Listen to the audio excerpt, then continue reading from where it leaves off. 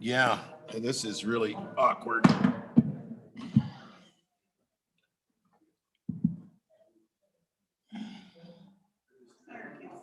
Yes, ma'am. You're ready to go. All right, Karen, take the roll, please. Yes, sir. Senator Guru, Excused. Senator Hicks, Senator Steinmetz, Senator Perkins, Excused. Vice Chairman Kinski. Here. This is the Senate Appropriations Committee, noon, Wednesday, March 17th. We have two matters. The first is a re-referral to us of Senate File 73, tolling authority for I-80. And then we will be taking up HB 1, the General Appropriations Bill 2. So with that, we have two senators here that'd like to address Senate File 73. That'd be Senators Landon, Case, and I believe I saw Senator Pappas as well. Thank you. Welcome, gentlemen. Mr. Chairman, thank you very much. Appreciate the opportunity to just give you a brief introductory remark and then turn it over to the prime sponsor, the Chairman of Revenue.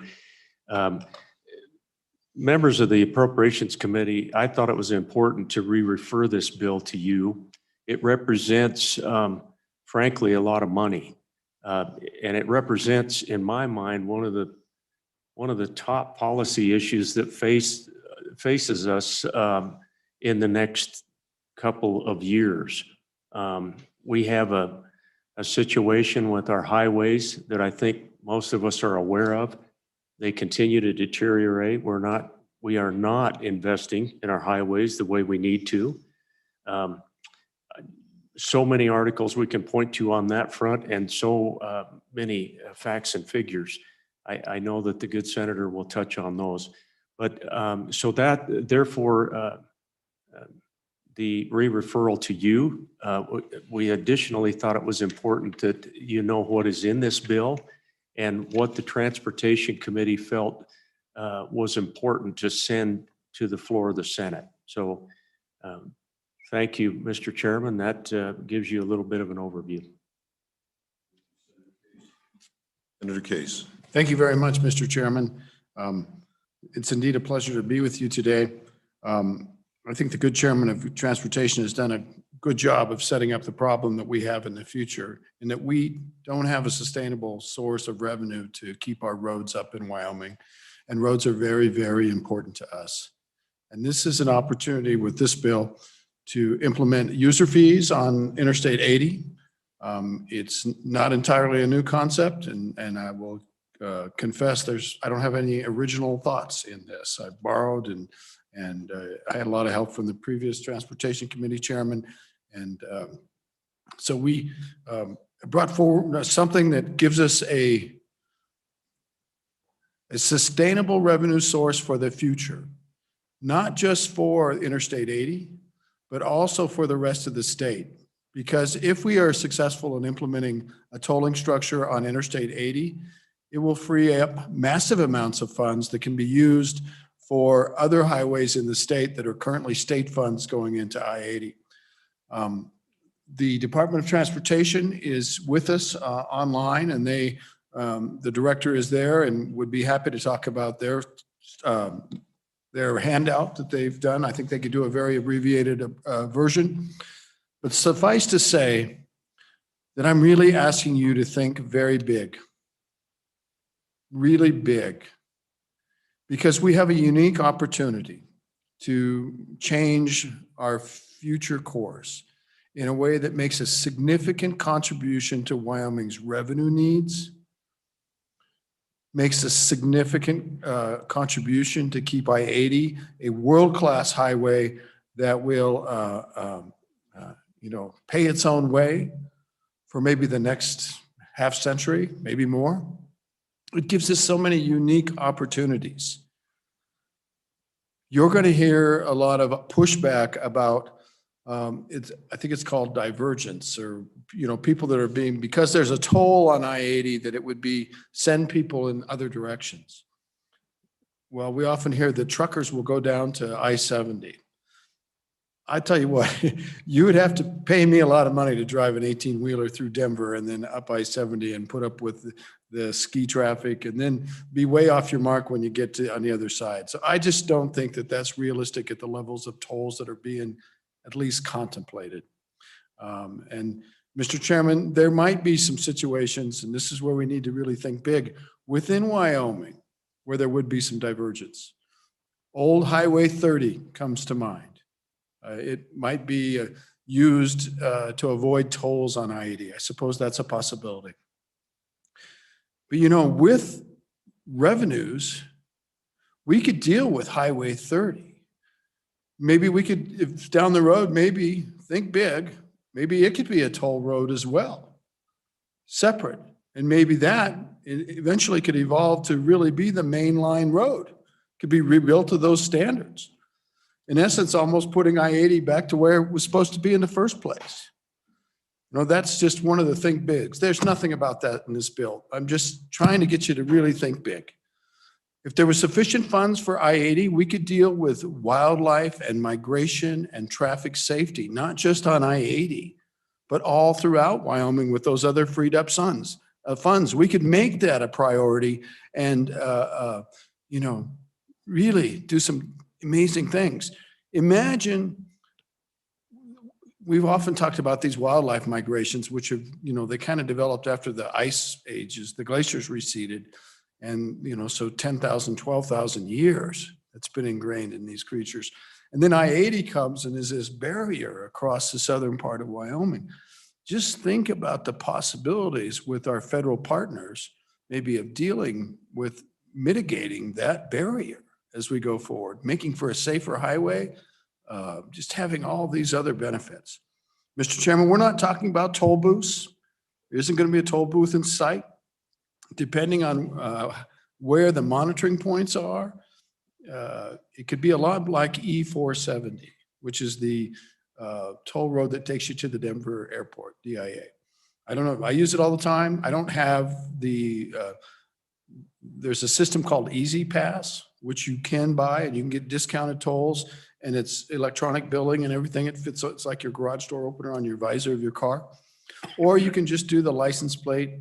It comes by mail and our state has agreed to share the database so that when I drive on E-470, they know where to mail me a bill and I pay the bill. It's very reasonable. But I think the tolls that are being contemplated for Wyoming are also very reasonable. The high-end scenario that they have here is a toll of 2.5 cents for a car mile and 25 cents for a truck mile. Now, I measure I-80 at 402 miles, so that comes out to be, you know, like $10 to go across Wyoming in a car, $100 to go across Wyoming in a truck. I'm not diverting to I-70 for $100 if I'm a trucker, believe me. And I think it's very reasonable. Let's go back to thinking big. What if local traffic has always been a bugaboo and the opposition of folks along the I-80 corridor? But this solves a huge problem for them. What they really would care about is to have a sustainable, well-maintained highway that takes us in through the next century. That's important to them. And they care, they worried about there being toll plazas, you know, like in the East, where they have these plazas and then behind the plazas, there's restricted area where you can go and there are monopoly burger joints and restaurants and gas stations. It's nothing like that. It'll be an open platform. There are no toll booths. There's no restrictions there. So you can get off, get a cup of coffee, fill up with gas. It doesn't impact the local businesses. Also, we could think ahead and imagine exempting every automobile or truck on the road for the first 50 miles of traffic per day. That means it has to happen to everybody. The truck coming in from Pennsylvania that's on their way to San Francisco, 50 free miles. But also our commuters, Green River, Rock Springs, Laramie, around Cheyenne. They'd also enjoy that. So they wouldn't have to pay a toll. That's not in this bill, but the idea of looking at those things is in this bill. And I really ask your support. I know you probably don't want to do a line by line, but I'm happy to do that. it's important that the Transportation Commission would be empowered to proceed with this plan, subject to our final approval. So you can vote for this today, and we're still going to have 3 years of developing this. But if we 3 years before we even get to kind of the final proposals. So we could pull back on that at any time. Just pull the plug. I'm tired of this, going the wrong direction, what have you. But if we don't start now, next year we decide to start, we're another year out, another year out, another year out. That's the way it's been. Let's start now, put this thing in motion, and if we decide to pull the plug, fine. But I think with modern technology and some of the benefits that all this money could bring, and bring throughout Wyoming, because it'll free up other funds that are going to go there. Now, this is a unique year. Let me just touch on that. A lot of people believe the future of highway funding is through something called a road use charge. And we heard, and that was something that was proposed. A lot of pushback on that. That doesn't seem to be going anywhere. And we got a lot of mail about that. A lot of email saying, I don't want a road use charge. Essentially, it was monitoring how many miles your car was driven in a year. That, I guess, lack of a better thing, creep people out. They didn't want their automobile to be monitored. They didn't want to have to pay an assessment when they went to get their license renewed. They worried about the amount of traffic outside of the state or on dirt roads. It just, okay. It didn't get anywhere. Well, then we're back to our old friend, fuel taxes. Let me tell you, fuel taxes are getting harder and harder to make work for funding highways. They're less powerful. They're less powerful because of the prevalence of electric vehicles. They're less powerful because the mileage requirements of vehicles like hybrids and these things are up so high now. People just don't buy as much fuel as they used to. I'm supporting the fuel tax. You remember it came out of the Revenue Committee this interim. I think we need it. We need to fund our roads. But I don't think there are future in funding roads. I think this is a part of that future. And I hope you'll help us. Thank you, Senator. Did Senator Pappas, did you wish to add anything?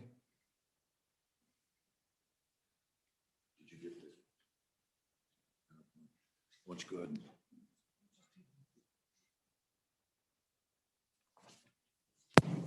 Thank you, Mr. Chairman. Just real quick points, not to belabor this.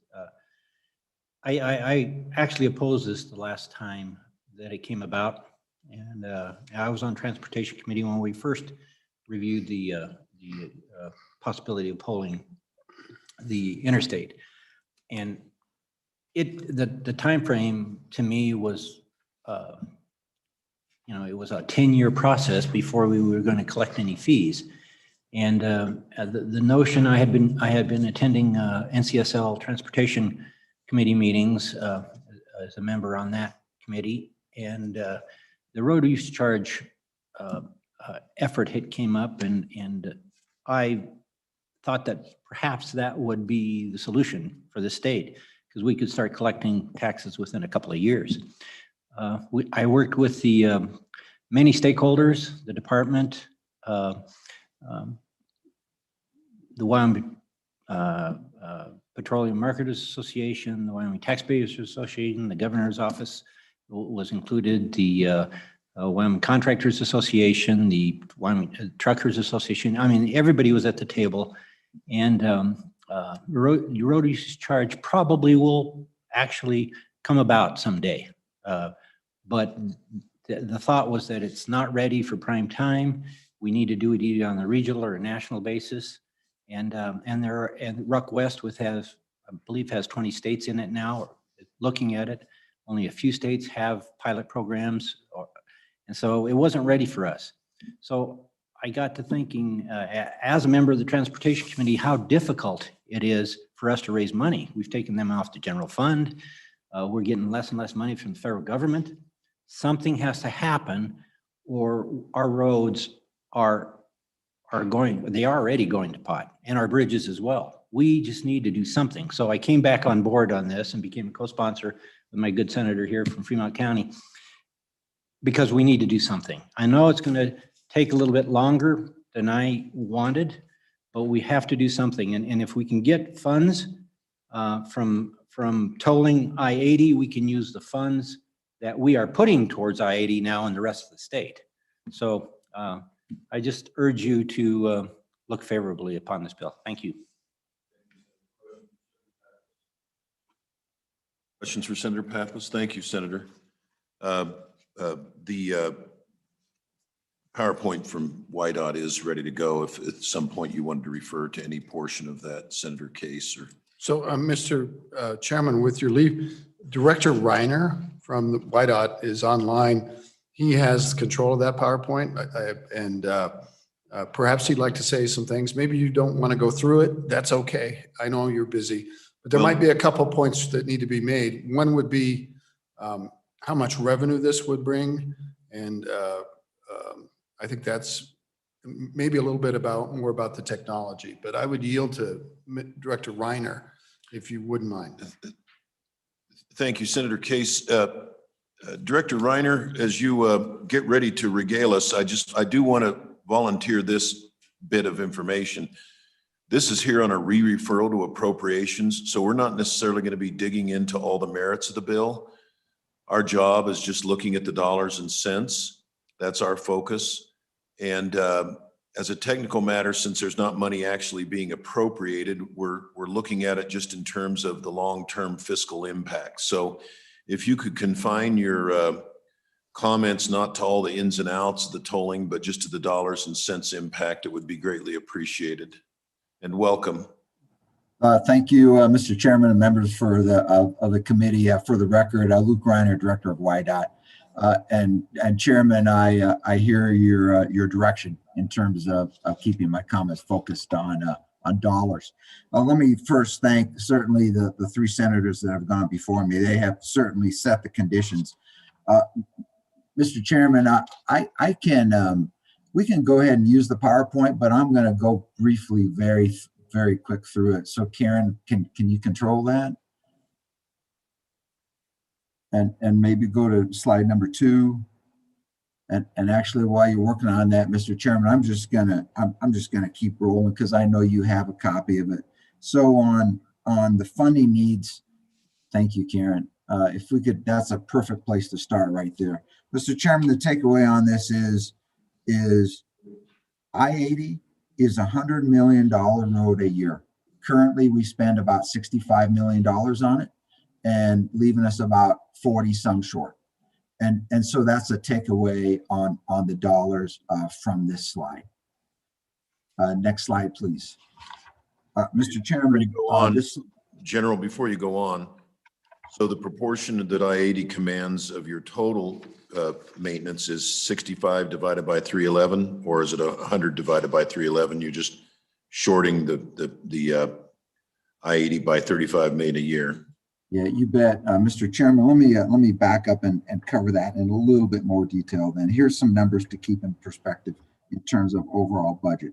Our overall construction budget every year is about $340 million. And we spend $65 million of that on I-80. Meaning we spend about 19% of our total construction budget on I-80. Thank you. Here's probably a couple other numbers to keep in mind. As Senator Case discussed, I-80 is 402 miles. We maintain 6,733 miles of road in this state.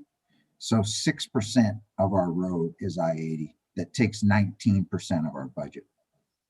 Here's some other quick facts for you. In the state of Wyoming, every year we drive 2.5 billion, that's with a B, miles. 10.4 million miles are driven on I-80.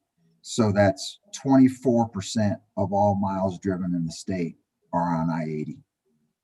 So 24% of the traffic is on 6% of the roads, and we use 19% of our budget to maintain that mileage of road. Thank you. You bet, Mr. Chairman. Moving to the next slide then.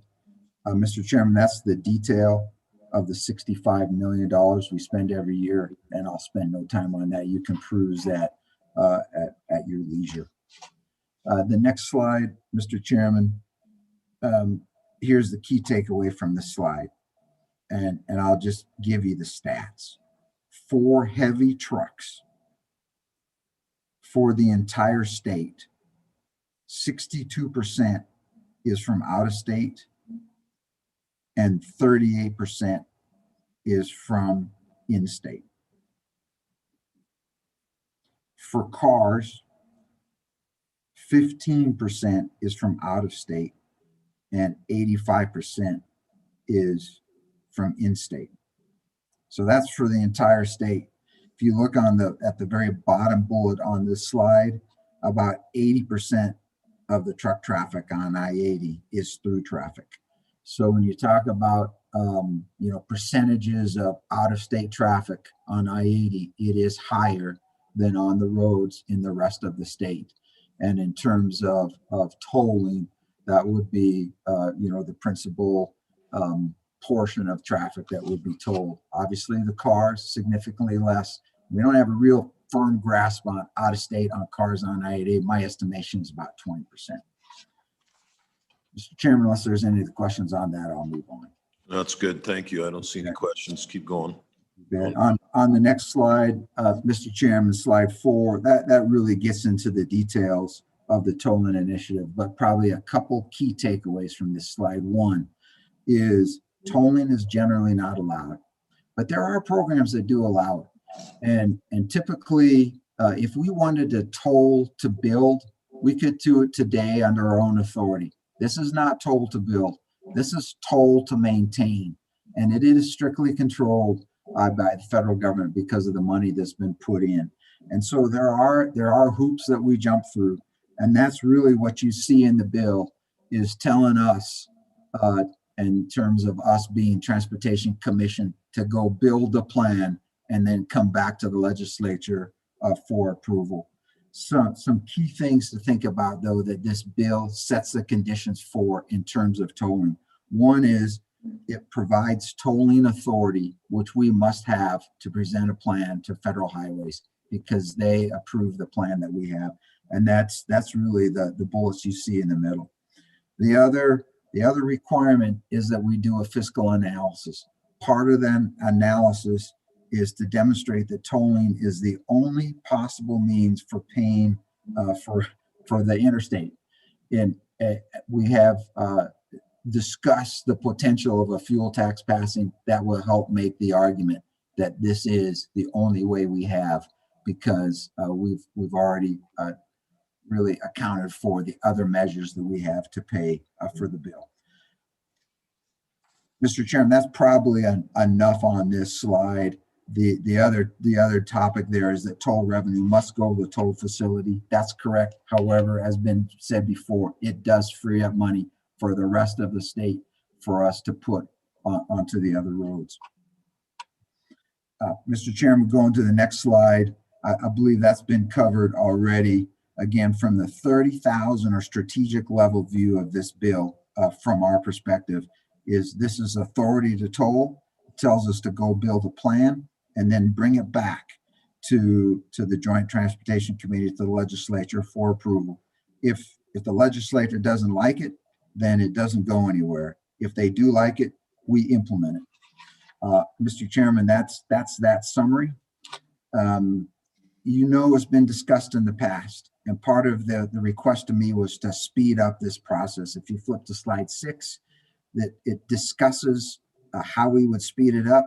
And fundamentally, it becomes by doing some provisions concurrently instead of sequentially. And so it does increase a little bit of the risk, but I don't think it's out of the ordinary. And so because it still keeps the power back with the legislature where it should be, but it allows us to move faster in terms of authorizing the Transportation Commission to make a plan and to work things concurrently. We also accelerate how we use a contractor and pay some of that money up front. It does also allow us certainly to set up bonds, which would be in the appropriation arena. If we go to the next slide, then slide 7, that's a timeline. And we sort of laid out 5 years.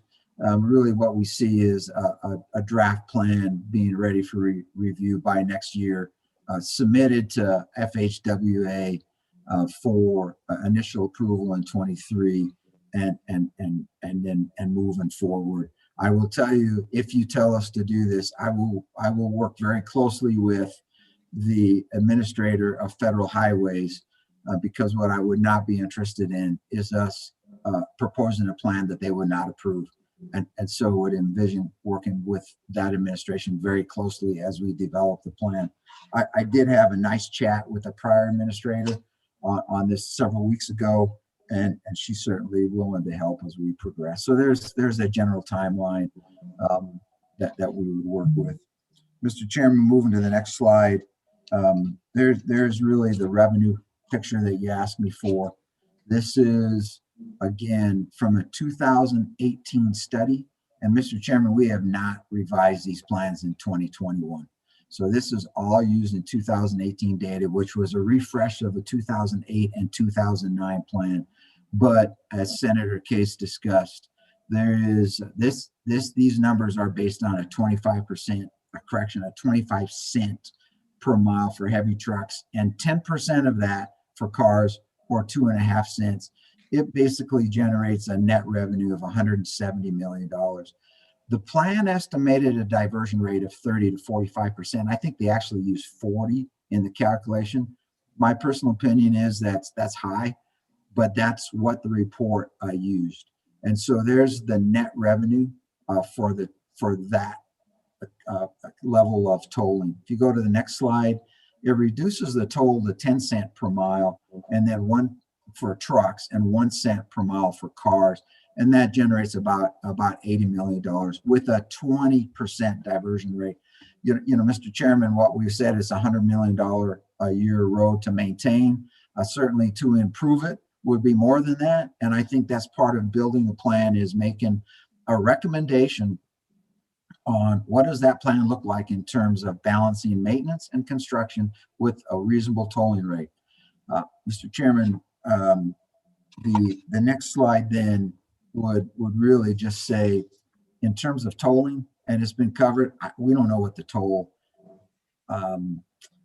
where the tolling sites would be yet. That would be part of the study. There's certainly advantages and disadvantages in having more or less, and that's part of what we would owe back to the legislature in terms of our plan. In the end, the difference there is the cost of maintaining a tolling site, because there is a cost to that. But I think that's what we would owe you in terms of a plan. Mr. Chairman, that's a really quick rundown on that slideshow, and would certainly answer any questions that you might have. Thank you, Director Reiner. Committee, questions for the director? Senator Hicks. Yeah, Mr. Chairman. Thank you, Director Reiner. The question I have is it seems to me one of the statistics that YDOT has shared with the legislature in the past is that one 80,000-pound truck does as much wear as 3,000 passenger vehicles on I-80. I believe that's a number that's been thrown out there in the past.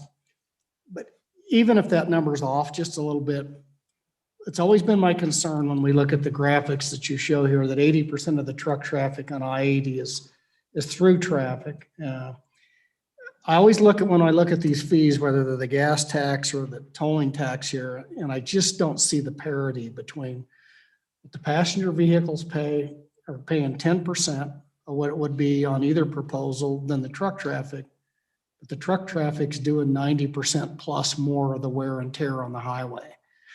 And just as this thing moves forward, and I hope it does move forward, I would really like YDOT to take a serious look at trying to establish some parity based on the actual wear and tear on the highway by the users when it comes to whether it's tolling or gas tax or anything else.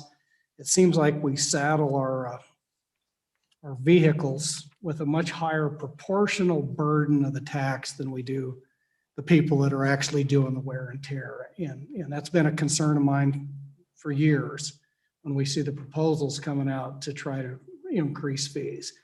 I'm intrigued by the proposal. As long as I get to pick where the tolling points are at, I'm all for it. Because I have 30%, over 30% of the interstate highways in my district. So this hits home pretty close. I'm intrigued by the 1 or 2, maybe 3 or 4 tolling points. I think that resolves a whole bunch of issues that I've had in the past with this. So I hope we move this forward. Thank you. Thank you, Mr. Chairman and Senator Hicks. I agree with you. And that whole discussion of damage is a big deal. I tell you, we spent a lot of time during the interim, as Senator Pappas discussed, talking about this. One of the issues, and it becomes very much a policy issue, is are you paying for the damage you do or access to the road or some combination thereof? And so your guidance is accepted. Thank you, sir. Senator Steinmetz.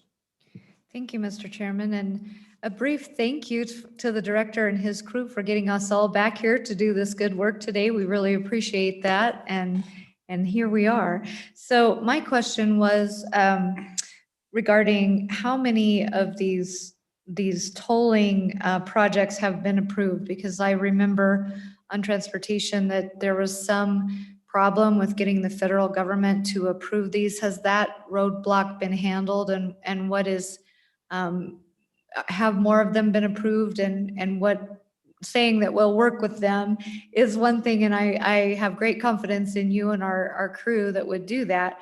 However, what is the track record there? Mr. Chairman, Director. Senator Steinmetz. Senator, that's a great question. So far, it's a perfect record. There have been none of these approved. There has been issues every time. Some of them having to do with the states not issuing tolling authority, and so it is complex and controlled.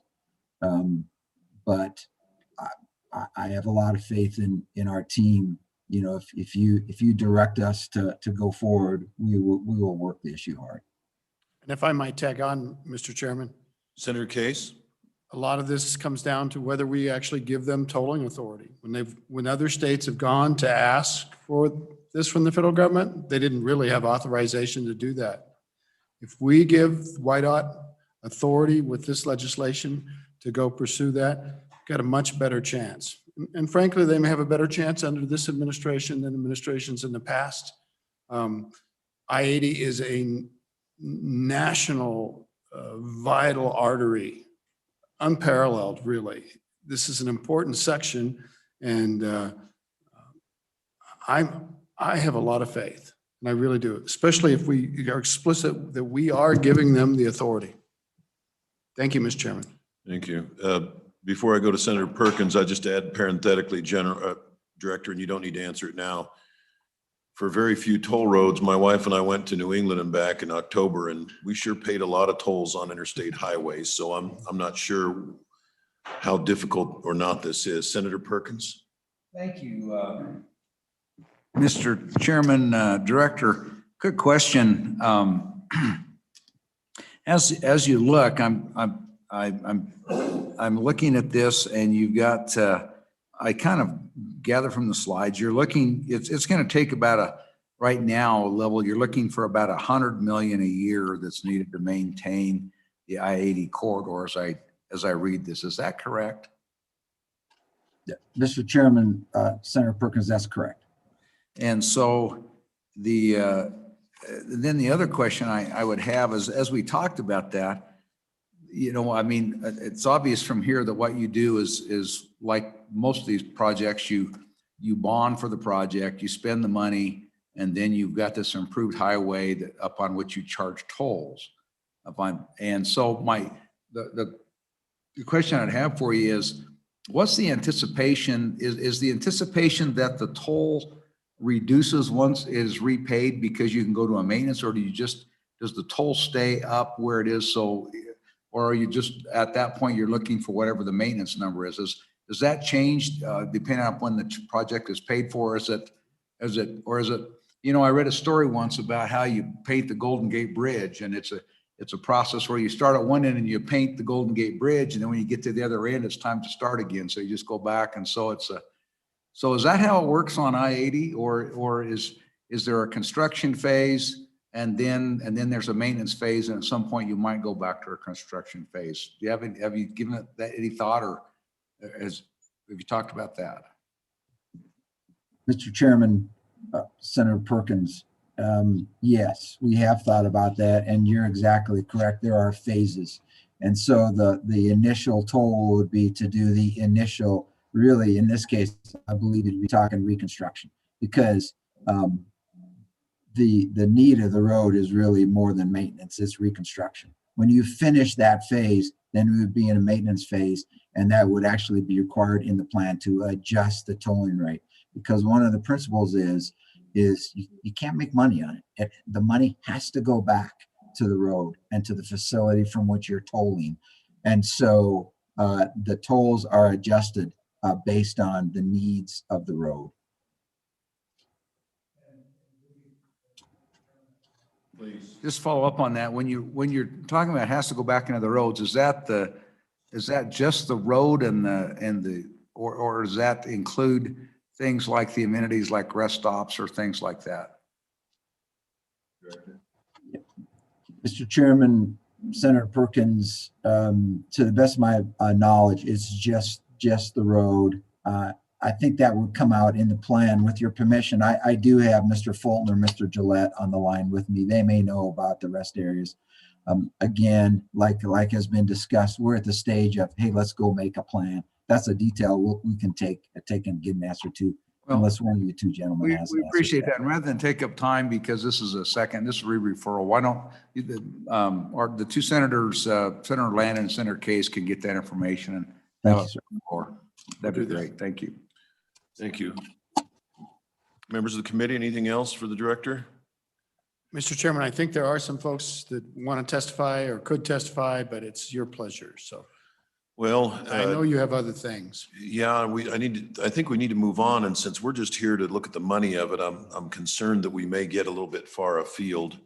Then may I just say, I'm quite grateful that you did hear this. I hope we can have your support. I think this is a year that this could pass. It doesn't in and of itself start the tolling program.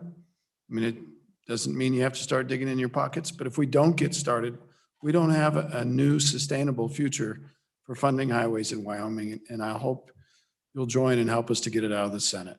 Thank you. Thank you. I did have two quick questions for the director, and you don't need to answer them now. You can just email myself and Senators Case, Pappas, and Landon. First of all, and you may already have this, I'd like to have some chart that shows me the equivalent of an increase in the fuel tax and the amount of revenue it raises to the amount projected in both the 10 and the 20 cent tolling. I'd like you to break out, if you just didn't even do cars at all, given what was a small percentage that is, as to whether that significantly impairs the revenue picture. And then also, if you have any studies on the impact, the diversion impact on a fuel tax versus a poll. My family was in the fuel business for many years, and I saw how just a nickel difference in the diesel price could really impact the amount of traffic that we experienced or didn't in our stores. So I'd like to know if there's a difference between a fuel tax and a toll in terms of the diversion rate. And then just finally, Mr. Director, on page 6, you talk about an expedited timeline and more and faster consultant activity. How much of this work is going to go to in-state engineering firms as opposed to Bishop Avenue or out of state, if you know?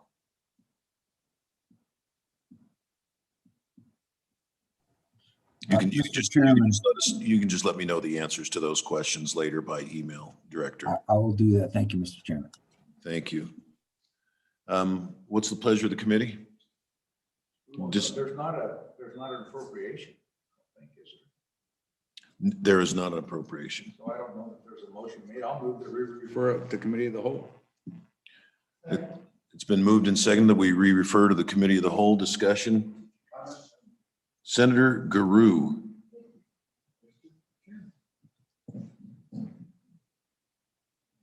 There we go. Thank you, Mr. Chairman. I think that it's probably the right thing to do, but I just want to thank the good senators for bringing this to us today. I think that especially my good friend from Fremont County, this is a national issue. This is Interstate 80 is a national road.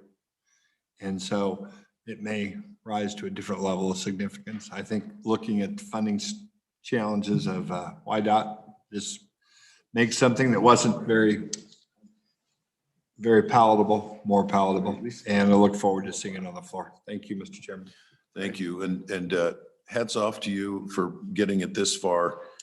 They say 3 times a charm. I think we're on 5 or 6 times on this, but I think it's been worthwhile because the concept has really been refined. Karen, could you please call the roll? I think we're ready for the question. On Senate File 73, to return to committee of the whole without recommendation. Senator Guru. Aye. Senator Hicks. Senator Steinmetz. And I just want to clarify, this is without recommendation. Yeah. Aye. Senator Perkins. Aye. Vice Chairman Kinski. Aye. 5 ayes. All right. Thank Mr. you. Chairman. Mr. Vice Chairman, thank you. Yeah. A non-recommendation never felt so good. Nobody listens to our recommendations. Ladies and gentlemen, Pass, we'll fail, see you on the whatever. floor. We could use your help. All right. Thank you. We recommended one back, do not pass, and we got it, I didn't know that we got 3 votes to support us or something. So, Mr. Chairman, I'm going to hand the chairmanship back over to you. We're going to take up HB 1 at this time. What I asked staff for was to briefly overview for those that are less familiar than you are, just the mirror bill process going forward. And then I think we want to go into getting as far as we can in terms of looking at the House and the Senate amendments. Is there anything else that you wanted to cover? No, you're doing fine. Keep going. So I guess you handed it back to me. So. I did, yeah. All right. Well, go ahead and just take us through, although, Karen, have you got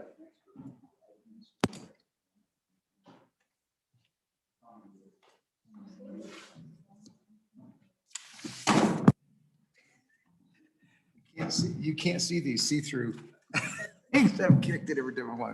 Go ahead. We'll just turn time over to you, Don. Just We're take us looking at through. you through a prism, Don. Yeah, yeah.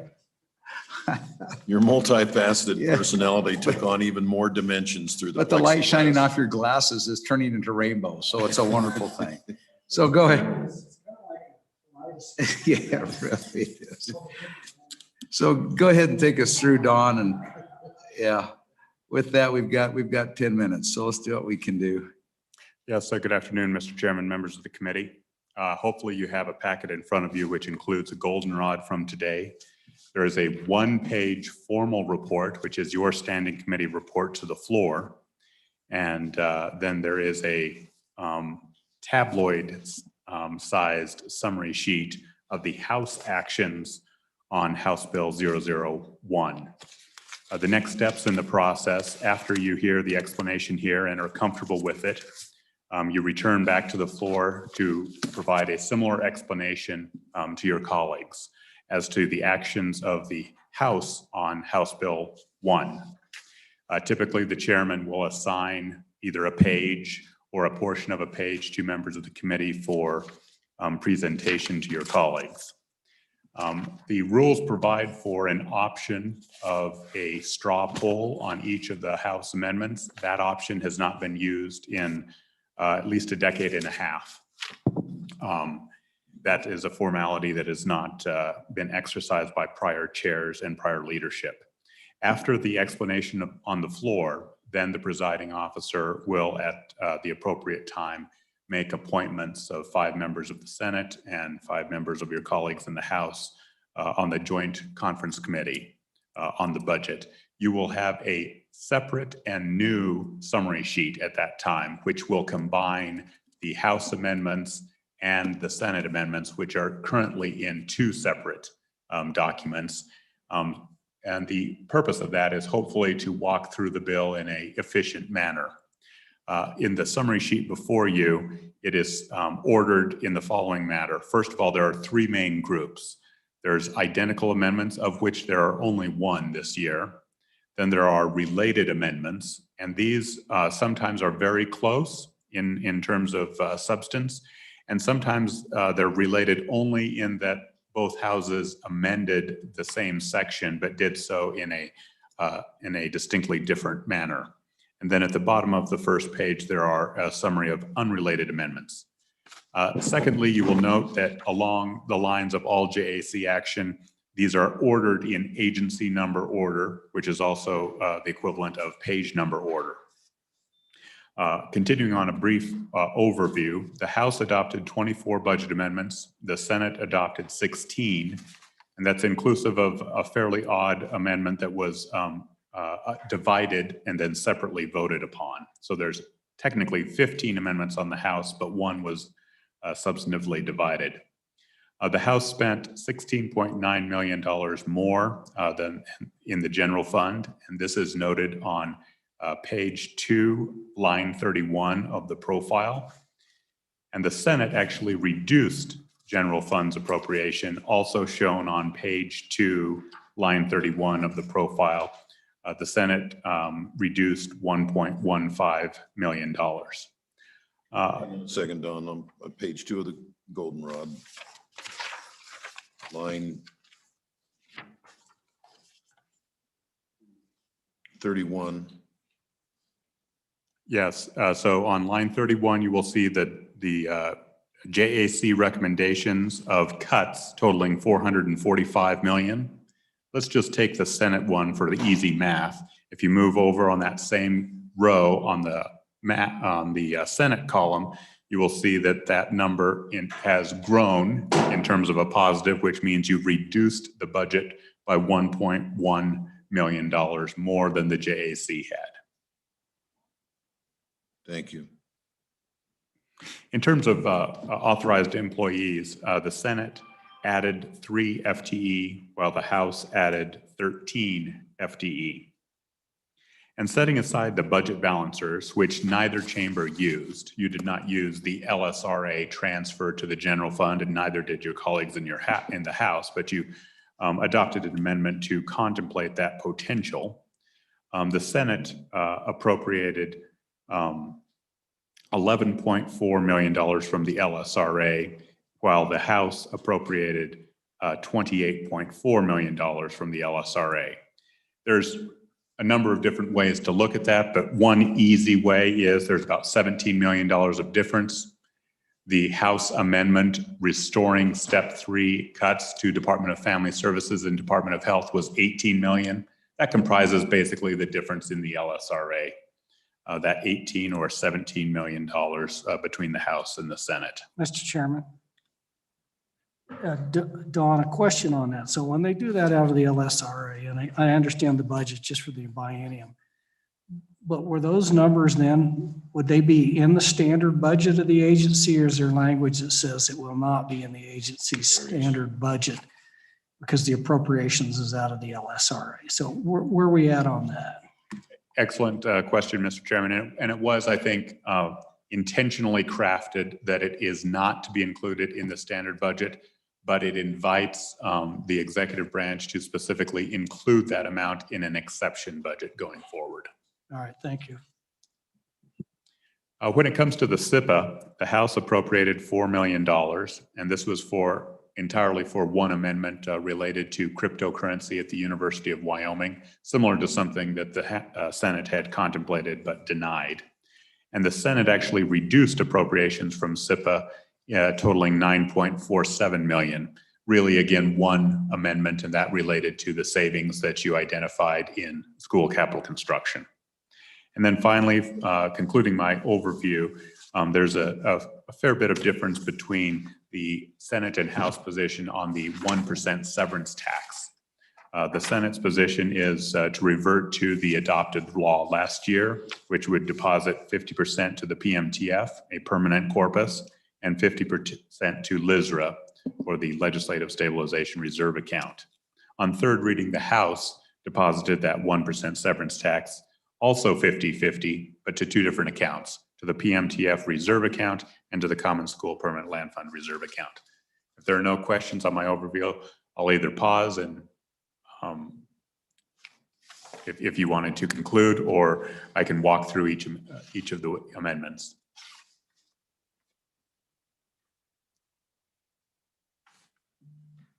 But we're just really short of time here, Don, and we need to go through this in a little bit more detail. If you could you point us on the profile, if you would, where we can identify the differences between the House and Senate versions? And so we've already got the count. We've already got the two challenges. So I'm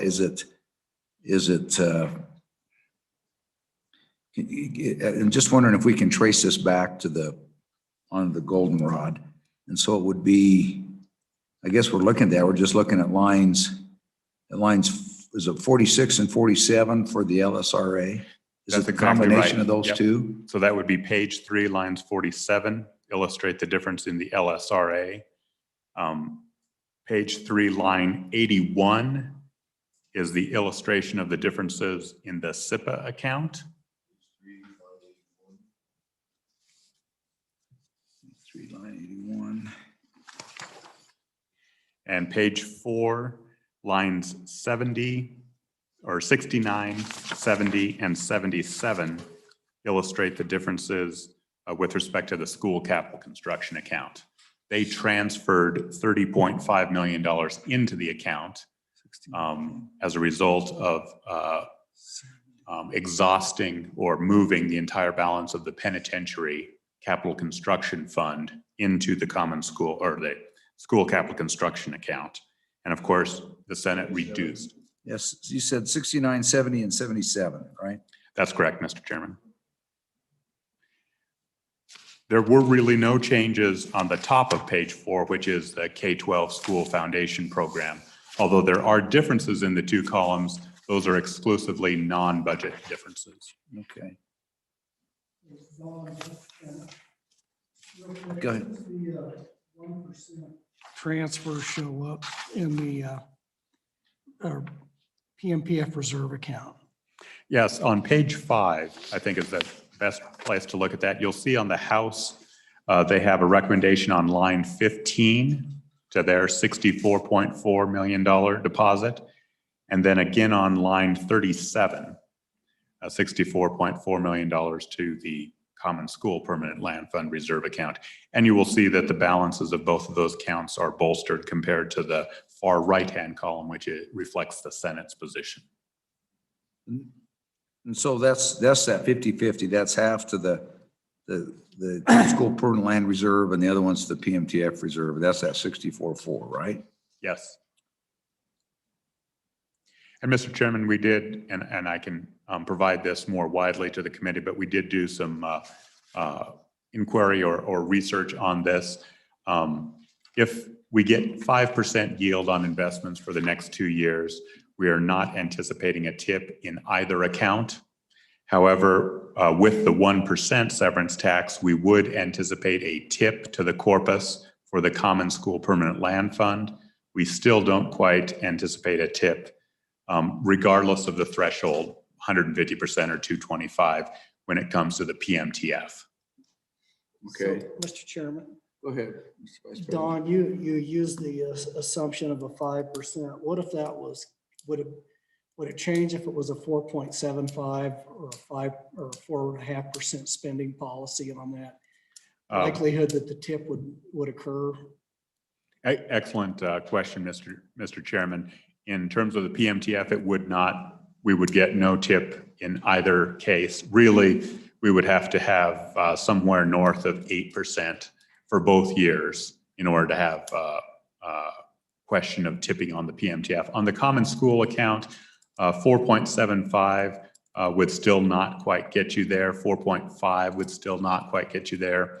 Around 4.25, something like that, would be when that tip would come into play. And that's based upon the prior years, the most recent years, the 5%, whatever you're multiplying, that's on the balance of the fund as the previous year, where if it's the 5-year average, then it's the effective rate, it's the amount. So it'll be 5% of the 5-year average. If that legislation were to move through, it'd be 5% of that 5-year average, which is really about a 4.6%. Is that right? Mr. Chairman, that is correct. When we say 5% relative to the spending policy, it's a lower bar than 5% of the current year. Yeah. Okay. Chairman, Go ahead. just a question for Don. So Don, with respect to the OPSTA, I'm looking at the LISRA on page 3. I'm not seeing under the Senate column a tip, or I'm not seeing that $64 million that the Senate would run from the OPSTA into the LISRA. Or is that beyond the 21-22? No, Mr. Chairman, that appears on the far right-hand column, row 38.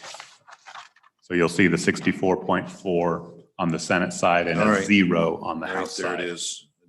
I just need bigger glasses. Yeah, they keep putting more numbers in these profiles, and so the only choice they can do is make it smaller and get bigger paper. And again, Mr. Chairman, I'm happy to walk through each amendment either now or at some point in the future. We're gavel back in 4 minutes according to this clock, although it's not been moved forward for daylight savings. But when do you want to resume this? When do you want to resume the discussion and the review of this afternoon? I think this afternoon, don't Is that all you? right on adjournment? I'm available. Yeah, can we just, I don't know what your Yeah. schedule is, Don, but why don't we plan on getting together about 20 minutes after adjournment? Absolutely, Mr. Chairman. And I think we can wrap it up in about 20 to 30 minutes. Karen, do you know what room will be back here? Okay. Yes, we'll need to be in this room. The House will be meeting up in the monitor. Okay, and do we have our spy up there listening to them? Mr. Chairman, I wanted to follow up with Don very quickly if I could. My watch is telling me it's time to stand, but I've got a couple more minutes. So Don, under the rules, we are going to be explaining to the floor the standing committee report, which is the House amendments. We won't be voting on it unless we do straw poll, and that doesn't count as a vote. And we're going to be using this supplemental to understand this in terms of what we explain. And is it typical then also, as I recall, that as we go through the House amendments, we'll make comment on what the Senate position was instead? The rules say we're not supposed to advocate one way or the other. We're just supposed to explain. Mr. Chairman, Senator, I believe it is entirely explanatory. Most individuals do not use the regular size letter, sized sheet. That is for the journal to be submitted as the formal report. Most of your predecessors have used the summary work and have stuck to the explanation of what the House did, and only on occasion mentioned that, by the way, you had a Senate amendment, for example, that restored the 2 studies in the geologic survey, but did not provide the funding. Okay, and so that we won't take a vote, it's simply referred, both bills are simply referred directly. And then, Mr. Chairman, if you know, we've lost 2 days, and there was some talk about changing the calendar somewhat. Do we have to suspend the rules to do that? No, because those 2 days didn't count as They legislative. weren't legislative days. Okay, so the calendar that's been issued, I just roll everything forward 2 days. All right. So where did we decide we're going to be? It's spring, so we roll forward. Yeah, we roll back or President says spring fall back, forward. but we spring forward or fall, I forget, do we spring forward or fall back? I think we should roll back. Okay. What room did we decide we're going to be in? Here, Here, all right. so you can probably leave some of your stuff here if you don't care if it walks away. Thank you, Don.